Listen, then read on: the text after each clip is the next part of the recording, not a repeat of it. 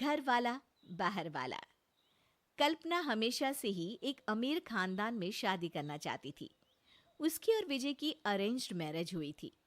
विजय कल्पना के लिए वो सब करता है जो उसे पसंद है, चाहे वीकेंड्स पर महंगे रेस्टोरेंट में जाना हो या महंगे तोहफे लाना। पर कल्पना के लिए ये सब काफी नहीं था। विजय, हम जब आखिरी बार वो मॉल गए थे और हमने वो वाज देखा था, वो हमारे कमरे में कितना अच्छा लगेगा ना। हम वो ले क्या? अरे पर हमारे कमरे में पहले से ही इतने वाज और सजावट के सामान है। हम इतने महंगे महंगे सामान का करेंगे क्या? वाह! अरे हर बात में लॉजिक। कभी मेरी इच्छाओं का भी ध्यान रखा किया करो।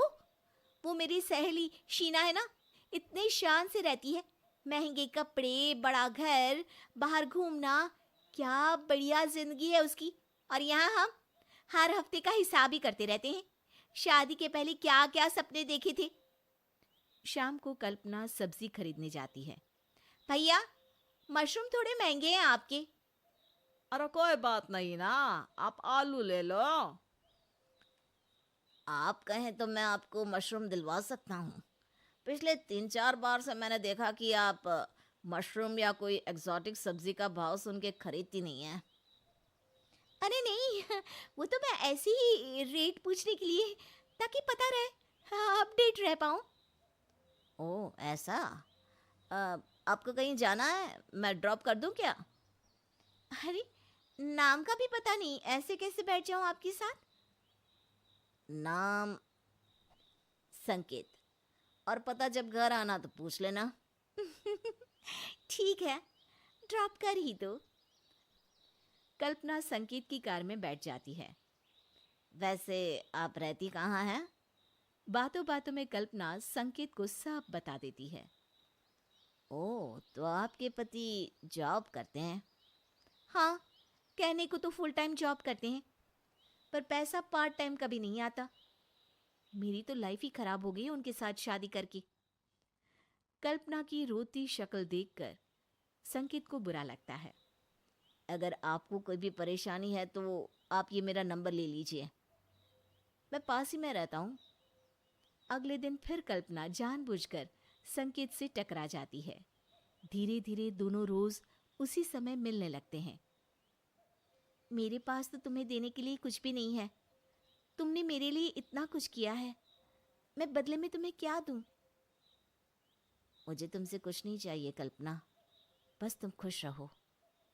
दोनों अक्सर बाहर घूमने जाते हैं, महंगे रेस्टोरेंट्स में खाना खाते हैं और कल्पना ढेर सारी शॉपिंग करती है। आजकल घर लौटने में तुम्हें बहुत देरी हो जाती है। हाँ, मेरी कुकिंग क्लास थोड़ी ज़्यादा देर चल रही होती है आजकल। पर तुम्हें उससे क्या?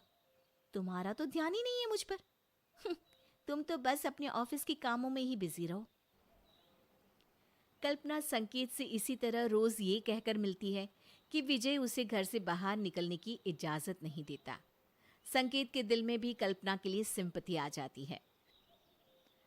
अब कल्पना को यूं बाहर जाना, महंगे रेस्टोरेंट्स में खाना घूमना पसंद आ गया है। अब उसके पांव घर में टिकते ही नहीं। वो बस अपना फ़ोन लेकर या तो फेसबुक पर चैटिंग करती रहती या बाहर घूमने निकल जाती। कल्पना क्या हुआ है, आजकल बहुत ही बिजी शेड्यूल हो गया है तुम्हारा। मेरा मतलब है, तुम्हें 2 मिनट बैठकर मुझसे बात करने तक का वक्त नहीं मिलता क्या? अब मेरी एक सहेली का फ़ोन है, चलती हूँ मैं। कल्पना फ़ोन लेकर कमरे में चली जाती है। हाँ सोमेश, कॉलेज की बात तो तुम भूल ही गए कि हम कितना साथ घुमा करते थे। शादी के बाद तो मेरा जीवन ही बर्बाद हो गया है। विजय को मेरा किसी से फ़ोन पर बात करना भी पसंद नहीं है। मैं तो बिल्कुल अकेली हो गई हूँ। अरे अरे प्लीज, तुम रो मत कल्पना। आज मिलते हैं ना, तुम दिल खोलकर मुझसे सब शेयर कर सकती हो। आंसू तो हम लड़कियों का सबसे अच्छा गहना होता है। इन्हें प्यास काटने में क्यों बर्बाद करूं भला। कभी तो खुद के भले के लिए इस्तेमाल कर ही सकती हूँ मैं। कल्पना और सोमेश एक बड़े से मॉल में जाते हैं, कल्पना मॉल में आकर बहुत खुश हो जाती है। तभी अचानक उसे वहां संकेत दिखता है। जैसे तैसे अपना मुंह छुपाकर वहां से बाहर निकलने लगती है। उतने में विजय से जाकर टकरा जाती है। विजय, तुम यहाँ? हाँ, मैं? क्यों, मैं नहीं आ सकता यहाँ तुम्हारे साथ मॉल में? तुम अगर मुझे बता देती कि तुम और सोमेश यहाँ आ रहे हो तो मैं भी तुम्हें ज्वाइन कर लेता।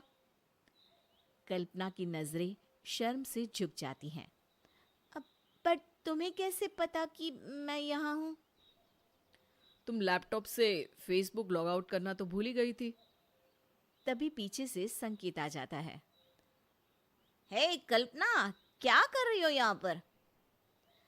अरे मैंने पीछे बिल्कुल तुम्हारे जैसा ही कोई देखा, फिर सोचा तुम्हारा खड़ूस पति तुमको ऐसे थोड़ी ना घूमने देगा। अच्छा, मैं तुम्हें घूमने नहीं देता? और ये कौन है? अरे हो क्या रहा है? कल्पना फूट फूट कर रोने लगती है। मैं बहुत दुखी रहने लगी थी, मेरी जिंदगी बर्बाद हो गई थी। कोई मुझे देवदासी कहता था। मैं इतनी दुखी थी कि अल्ताफ राजा की शायरी मुझे अपनी जिंदगी का किस्सा लगता था। तो मैंने बाहर भी लोगों से दोस्ती की, पर दुख तो दुख है, जैसे मिठाई पे मक्खी लगी रहती है, मेरे ऊपर दुख। बस करो, ये रोना धोना नहीं चलेगा अब तुम्हारा। मैंने तुम्हारा असली चेहरा देख लिया है। मैंने भी यार। और मैंने भी, पहली बार में ही। ओहो मेरी तो जिंदगी बर्बाद हो गई। रहने दो तुम, रोना तो मुझे चाहिए कि मेरी जिंदगी में तुम आई। हाँ, रोना तो मुझे भी चाहिए कि तुम मेरी जिंदगी में आई। अरे रोना तो मुझे भी चाहिए कि तुम मेरी जिंदगी में। ए, पहले मेरी बीवी चोरी कर ली, अब मेरा डायलॉग भी चोरी कर रहे हो। निकलो यहाँ से, चलो निकलो। संकेत और सोमेश वहां से चले जाते हैं। विजय कल्पना से थोड़ा दूर जाकर बैठ जाता है। कल्पना का रोना जारी है। तभी वहां एक नया लड़का आता है। हाय कल्पना, कैसी हो तुम? अरे रो क्यों रही हो? तुम्हारे निकम्मे कंजूस पति ने फिर से कुछ दिलवाने का मना तो नहीं कर दिया? अब ये कौन है? ऐसे और लोग हैं, ये तीसरा है, 7 है टोटल। मुझे जोड़ के? तुम्हारे साथ तो 8 है। अब साथ के साथ ही रहो, मुझे भूल जाना तुम। भाई साहब, आप कौन? इसका निकम्मा और कंजूस पति, जिसको तू याद कर रहा था। जा शॉपिंग करा दे इसकी।